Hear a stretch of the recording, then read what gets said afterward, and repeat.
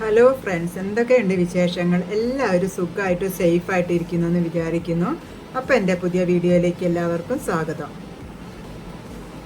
ഇന്നത്തെ വീഡിയോ വൈകുന്നേരം ഒരു 4 മണി മുതൽ 6:30 വരെയുള്ള കുറച്ച് വിശേഷങ്ങളൊക്കെയാണ് കേട്ടോ. അപ്പോൾ വീഡിയോ കണ്ട് നോക്കിയിട്ട് ഇഷ്ടപ്പെടുകയാണെങ്കിൽ ഒന്ന് ലൈക്ക് ചെയ്യാനും അതുപോലെ സബ്സ്ക്രൈബ് ചെയ്യാതെ കാണുന്ന കൂട്ടുകാരുണ്ടെങ്കിൽ ഒന്ന് സബ്സ്ക്രൈബ് ചെയ്യാനും അഭിപ്രായങ്ങൾ കമൻറ്റ് ചെയ്യാനും ഒന്നും മറന്നു പോകരുത് കേട്ടോ. അങ്ങനെ ഞാൻ ചായ ഉണ്ടാക്കാൻ അടുക്കളയിലേക്ക് വന്നതാട്ടോ. ഇന്ന് മോള് വരാമെന്ന് പറഞ്ഞിരുന്നു. അവളുടെ മാരേജ് കഴിഞ്ഞതാണ് കേട്ടോ. അവൾ ഇപ്പോൾ ടീച്ചറായി വർക്ക് ചെയ്യുന്നത് ഞങ്ങളുടെ വീടിൻ്റെ അടുത്തുള്ള സ്കൂളിലാണ്. അപ്പോൾ ചില ദിവസങ്ങളിൽ അവൾ ചായ കുടിക്കാനും ഞങ്ങളെ കാണാനും വേണ്ടി വരും. അപ്പം തന്നെ തിരിച്ചു പോവുകയും ചെയ്യും. വിവാഹം കഴിഞ്ഞ് പോയ മക്കൾ വരുമ്പോൾ നമ്മൾ അവർക്ക് വേണ്ടി എന്തെങ്കിലും ഉണ്ടാക്കി കൊടുക്കാമെന്ന് പറഞ്ഞാൽ അതിൽ പരം സന്തോഷം നമുക്ക് വേറൊന്നുമില്ലല്ലോ. അപ്പോൾ ചായക്ക് എന്തെങ്കിലും സ്നാക്സ് ഉണ്ടാക്കാൻ വേണ്ടി പഴം ഉള്ളത് കൊണ്ട് ഒരു സ്പെഷ്യൽ പഴംപൊരി ഉണ്ടാക്കാമെന്ന് വിചാരിച്ചു. അതിനായി പഴം ചെറുതായി നീളത്തിൽ കട്ട് ചെയ്ത് വെച്ചിട്ടുണ്ട്. ഫസ്റ്റ് പഴംപൊരിയുടെ ബാറ്റർ ഒന്ന് തയ്യാറാക്കിയെടുക്കാം. 1 കപ്പ് മൈദയാണ് എടുത്തിട്ടുള്ളത്. ഇതിൽ ഞാൻ അരിപ്പൊടി എടുത്തിട്ടില്ല കേട്ടോ. 1 കപ്പ് മൈദയ്ക്ക് ആ കപ്പിന് 1/2 കപ്പ് റവ ചേർത്ത് കൊടുക്കുന്നുണ്ട്. റവ ചേർത്താൽ നല്ല ക്രിസ്പിയായ പഴംപൊരിയാണ് കേട്ടോ കിട്ടുന്നത്. മധുരത്തിന് വേണ്ടി ആവശ്യത്തിന് പഞ്ചസാരയും ചേർത്ത് കൊടുക്കാം. കളറിന് വേണ്ടി കുറച്ച് മഞ്ഞൾപ്പൊടിയും ഇട്ട് വെള്ളം ഒഴിച്ച് ഈ ബാറ്റർ റെഡിയാക്കിയെടുക്കാം. റവ ചേർക്കുന്നത് കൊണ്ട് ബാറ്റർ കട്ടിയായി വരും. അതനുസരിച്ച് വെള്ളം ചേർത്ത് കൊടുക്കണം. മിക്സ് ആക്കി കൊടുത്തിട്ട് ഒരു 15 മിനിറ്റ് റെസ്റ്റ് ചെയ്യാൻ വെക്കണം. അടുത്തതായി ഒരു പാൻ വച്ച് കൊടുത്തിട്ടുണ്ട്. അത് ചൂടാകുമ്പോൾ വെളിച്ചെണ്ണ ഒഴിച്ച് കൊടുക്കാം. എണ്ണ നന്നായി ചൂടാകുമ്പോൾ പഴം മാവിൽ മുക്കി എണ്ണയിലേക്ക് ഓരോന്ന് ഇട്ട് കൊടുക്കുന്നുണ്ട്. നല്ല ക്രിസ്പിയായ പഴംപൊരി ആണ് കേട്ടോ. എല്ലാവരും ഒന്ന് ട്രൈ ചെയ്ത് നോക്കണം.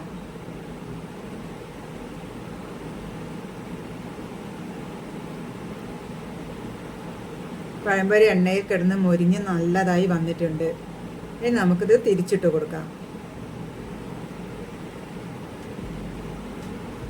അങ്ങനെ നമ്മുടെ ക്രിസ്പിയായ പഴംപൊരി റെഡി ആയിട്ടുണ്ട്. ഇനി നമുക്കിതൊരു പാത്രത്തിലേക്ക് മാറ്റി വയ്ക്കാം. ഇനി ഇതുപോലെ തന്നെ എല്ലാം ഉണ്ടാക്കിയെടുക്കാം. ചായ റെഡി ആയിട്ടുണ്ട് കേട്ടോ. അപ്പോൾ അതാ മോള് വന്നു. ഇനി ഞങ്ങൾ ചായ കുടിക്കട്ടെ.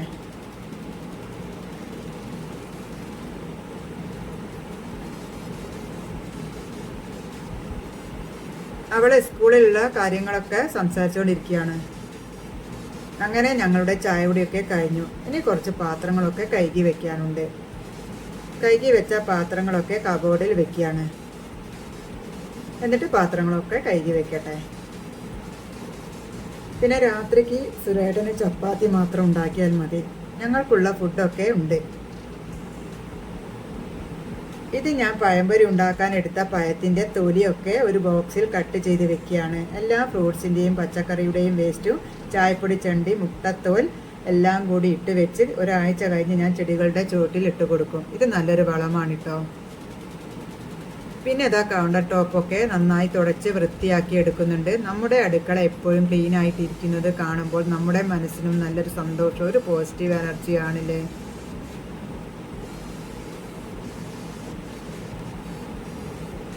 അടുക്കളയിലെ ക്ലീനിങ് ഒക്കെ കഴിഞ്ഞ് ഞാൻ പുറത്തേക്ക് വന്നു കേട്ടോ. ഇത് ഞാൻ ഒരാഴ്ച മുമ്പിട്ട് വെച്ച വേസ്റ്റാണ് കേട്ടോ. നന്നായിട്ട് ചീഞ്ഞ് വന്നിട്ടുണ്ട്. ഇത് നമുക്ക് ചെടികളുടെ ചുവട്ടിലിട്ട് കൊടുക്കാം.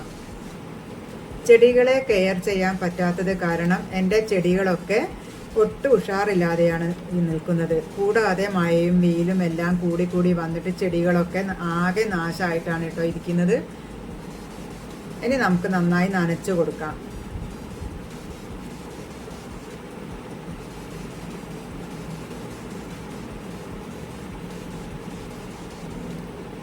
ഞാൻ മഴക്കാലായ ചെടിയെ ഇങ്ങനെ മഴ കൊള്ളാത്ത സ്ഥലത്ത് കൊണ്ടുവെക്കും കേട്ടോ. നമ്മുടെ ചെടി പൂവുണ്ടെങ്കിൽ മഴ കൊണ്ടാൽ പൂവൊക്കെ കൊഴിഞ്ഞു പോകുന്നത് കൊണ്ടും പിന്നെ ചില ചെടികൾക്ക് വെള്ളം കൂടുതൽ വേണ്ടാത്ത ചെടികൾ ഉണ്ടാവില്ലേ, അതുകൊണ്ടും മഴ കൊള്ളാത്ത സ്ഥലത്ത് എടുത്തു വെക്കും.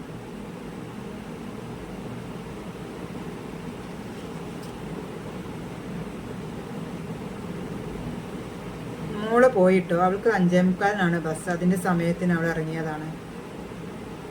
പിന്നെ വേനൽക്കാലത്ത് ഞാൻ വളമിടുന്ന രീതിക്ക് മാറ്റമുണ്ട് കേട്ടോ. പച്ചക്കറി വേസ്റ്റുകളൊക്കെ ഒരു ബക്കറ്റിൽ ഇട്ട് വെക്കും കേട്ടോ.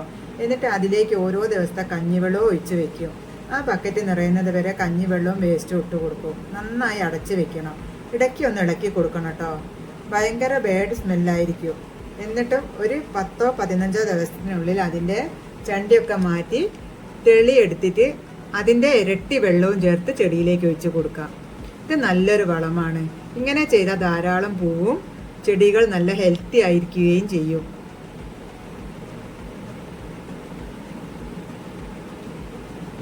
ഇതാണ് എൻ്റെ കൊച്ചു ഗാർഡൻ. ഒരുപാട് ചെടികൾ നട്ടുപിടിപ്പിക്കണമെന്നുണ്ട്. എൻ്റെ സർജറിയുടെ റെസ്റ്റൊക്കെ കഴിഞ്ഞിട്ട് വേണം ചെടിയെ നന്നായി കെയർ ചെയ്ത് വളർത്തിക്കൊണ്ടുവരാൻ. കാരണം ഇവരുടെ കൂടെ നിൽക്കുമ്പോൾ കിട്ടുന്ന ഒരു സന്തോഷമുണ്ടല്ലോ, പറഞ്ഞറിയിക്കാൻ പറ്റില്ല. നമുക്ക് മനസ്സിന് എത്ര വിഷമം ഉണ്ടെങ്കിലും എത്ര തിരക്കുണ്ടെങ്കിലും ഒരു 10 മിനിറ്റ് ഇവർക്ക് വേണ്ടി ചിലവാക്കി കഴിഞ്ഞാൽ നമ്മുടെ മനസ്സിനുണ്ടല്ലോ ഭയങ്കര സന്തോഷമാണ്.